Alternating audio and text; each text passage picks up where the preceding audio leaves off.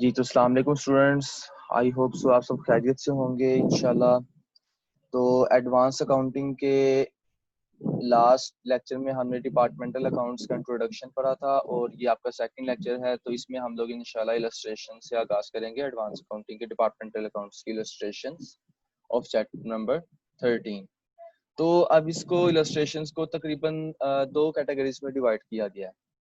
First category आपकी वो है जिसको हम कहते हैं जी केस वन, और केस वन में आपका है एलोकेशन ऑफ एक्सपेंसेस, जबकि केस टू आपका है कैलकुलेशन ऑफ डिपार्टमेंटल कोस्ट। तो केस वन में जो आपका एलोकेशन ऑफ एक्सपेंसेस हैं ये आपकी इलस्ट्रेशंस हैं 13.1, 13.2 एंड 13.3। और इसी तरह से आपका केस टू में कैलकुलेशन ऑफ डिपार्टमेंटल कोस्ट जो है उसमें आपकी 13.4 से लेकर 13 तकरीबन 7 तक हैं जो हमने अटेम्प्ट करनी है according to calculation of departmental course.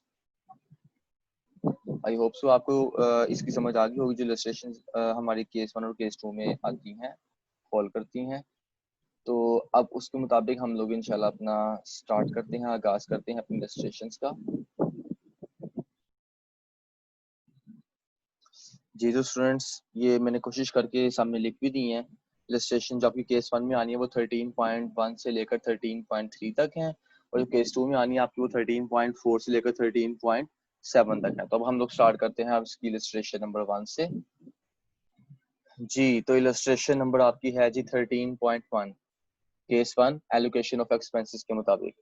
From the following balances, prepare accounts to disclose total profit and the profit of the two departments A and B। नहीं जी, आपने अकाउंट बनाने हैं जिसमें आपने टोटल प्रॉफिट डिस्क्लोज करना है and profit of A and B, ये two departments का आपने क्लोज करना है। ओपनिंग स्टॉक आपको दिया गया है, ए का 15,200 है, बी का आपका 10,800 है। परचेजेस आपकी ए की हैं 75,100 एंड बी की आपकी 69,800। कैरेज इनवर्ट्स हैं आपकी 2860। आपको पता है कैरेज इनवर्ट्स हमारी क्या होती हैं।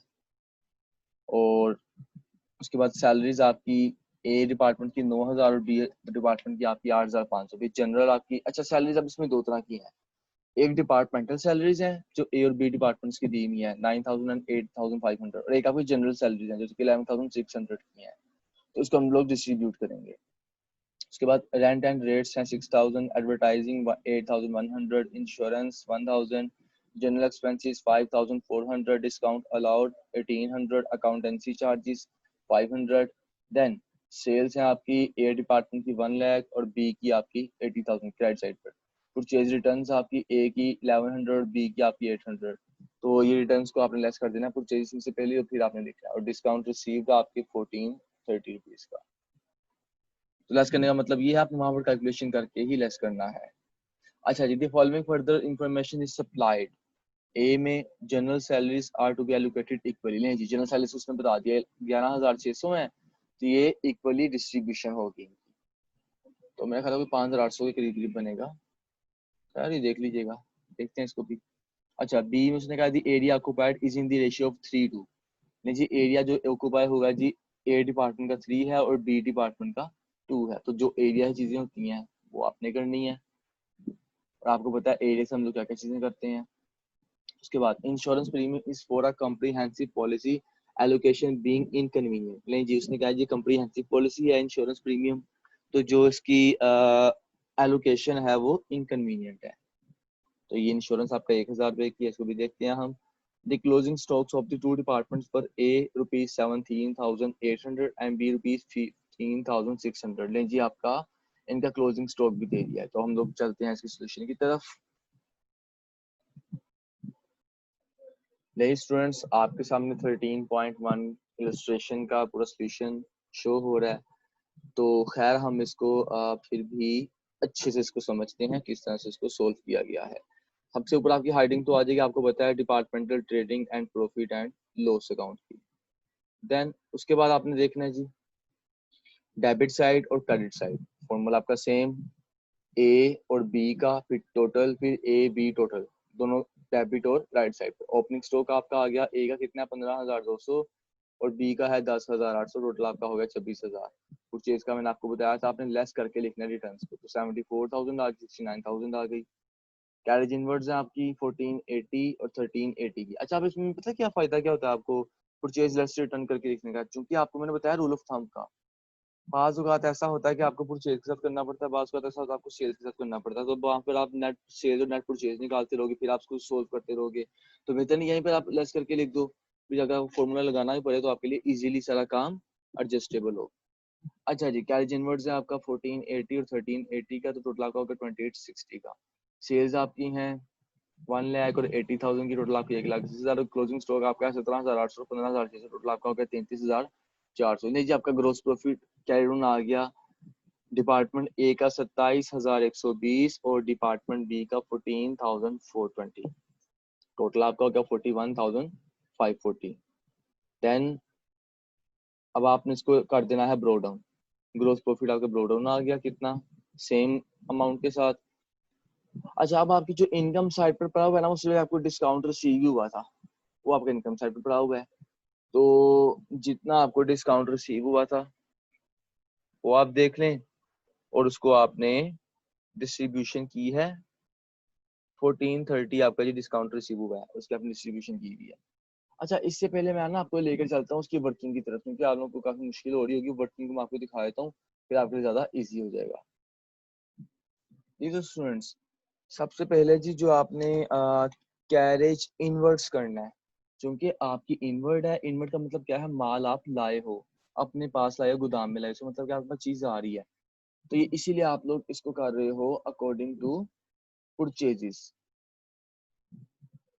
तो जी आपका डिपार्टमेंट ए की 74,000 की है, बी की आप 69,000 की, आपका जो था नेट परचेजेस थी। तो 3 जीरो आपके आपस में काट गए। यही बात मैं इसको थोड़ा सा क्लियर कर देता हूँ। जी आपके सामने शो हो गया है। तो आपने इसकी रेशियो बना ली, 74:69 आई है। दोनों की अलग अलग, ए की और बी की आपने को प्लस किया तो 143 आ गई।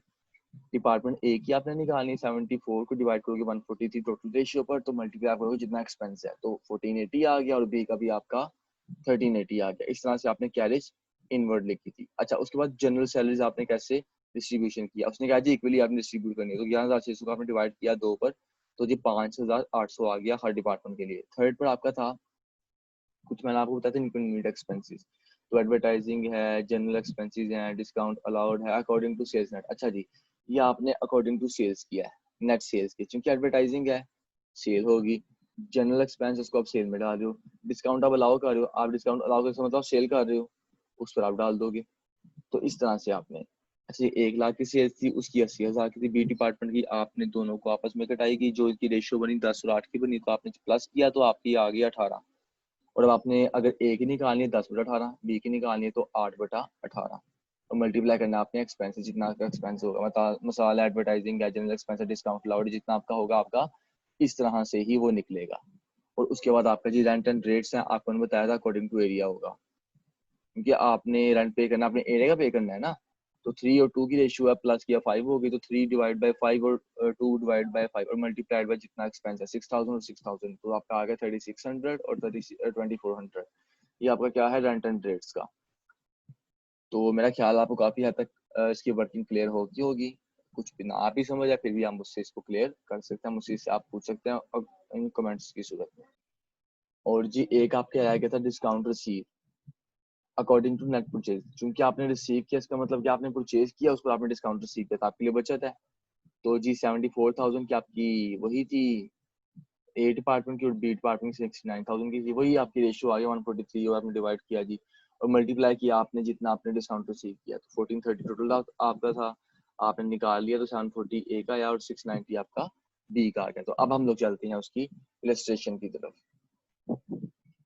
लें जी, ये अब आपके हमने सारी वर्किंग देख ली। वर्किंग देखने के बाद हम लोग तो सोल्व कर रहे हैं, तो मेरा ख्याल है अब आपको काफ़ी हद तक क्लियर हो गया होगा।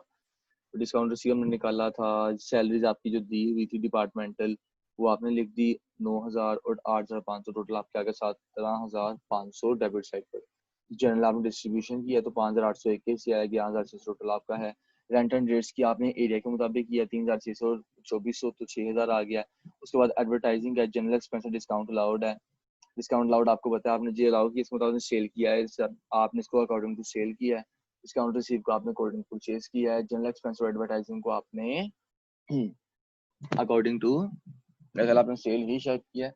खैर जो भी आपने वर्किंग की है, तो आपने इससे निकाला नेट प्रॉफिट कैरी डाउन 960 आया जी इसका नेट प्रॉफिट, और बी डिपार्टमेंट का आपका नेट लॉस आ गया 8,390, राइट साइड पे देखिए पड़ा हुआ है। तो अब इसकी रेशियो निकालने का मैं आपको तरीका बता दूं। देखें बी डिपार्टमेंट का जी आपको आ गया लॉस, ठीक है, और ए डिपार्टमेंट का आपको आ गया प्रॉफिट। तो लॉस में से ज़रा बात बड़े को छोटे को माइनस होती है, तो आपका 8,390 में से लेस हुआ 960, तो आपका टोटल बच गया 7,430 बच गया आपका।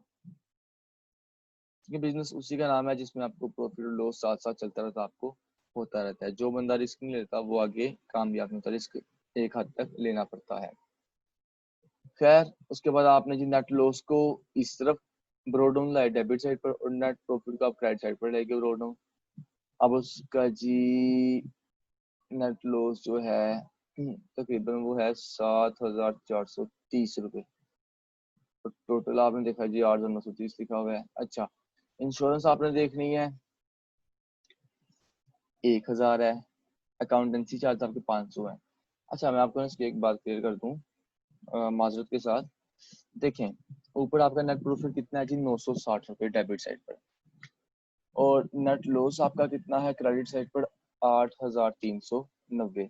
अगर आप टोटल नहीं लिखते हो तो आपको नेट लॉस को इधर ले जाना पड़ेगा, नेट प्रॉफिट को इधर ले जाना पड़ेगा। इसी चीज से बचने के लिए, बेहतरी के लिए क्वेश्चन में वहीं पर लेस और ऐड कर दिया गया, मतलब हमने लॉस में से प्रॉफिट को निकाल दिया 8,390 में से, बी डिपार्टमेंट की 8,390 में से हमने ए डिपार्टमेंट के 960 रुपये को निकाला है, तो आपका आ गया 7,430 रुपये।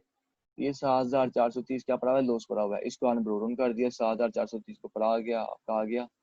तो उसके बाद आपने इंश्योरेंस लिखी 1,000 रुपया टोटल है, क्योंकि उसने बात की थी कि इनकन्वीनियंट है, उसको हम डिस्ट्रीब्यूट नहीं कर सकते। अकाउंटेंसी चार्जेस हैं, इनके भी इनकन्वीनियंट हम डिस्ट्रीब्यूट नहीं कर सकते फिलहाल के लिए, तो आपने इसको ये 1500 का मजीद इसमें ऐड हो गया। टोटल आपको जो नेट लॉस बना है जो कि कैरी डाउन आया है वो कितना है जी 8,930 रुपये। तो आज के लिए इतना का काफ़ी है। आज अल्हम्दुलिल्लाह हमने डिपार्टमेंटल अकाउंट्स का सारा इंट्रोडक्शन से समझा, दें हम उसके इलस्ट्रेशन नंबर 13.1 को जो कि केस 1 था आपका, उसको हमने सोल्व किया है। इंशाल्लाह मैं कोशिश करूंगा आपको साथ साथ ही मैं इसको सोल्व करके करवाता जाऊं। अच्छा तो दूसरी बात ये है कि आपने इसकी प्रॉब्लम नंबर 1 और प्रॉब्लम नंबर 2 को सोल्व करना है। बाकी इंशाल्लाह मिलते हैं आपसे भी नेक्स्ट लेक्चर में। ख्याल रखिएगा अपना, टेक केयर, अल्लाह हाफिज।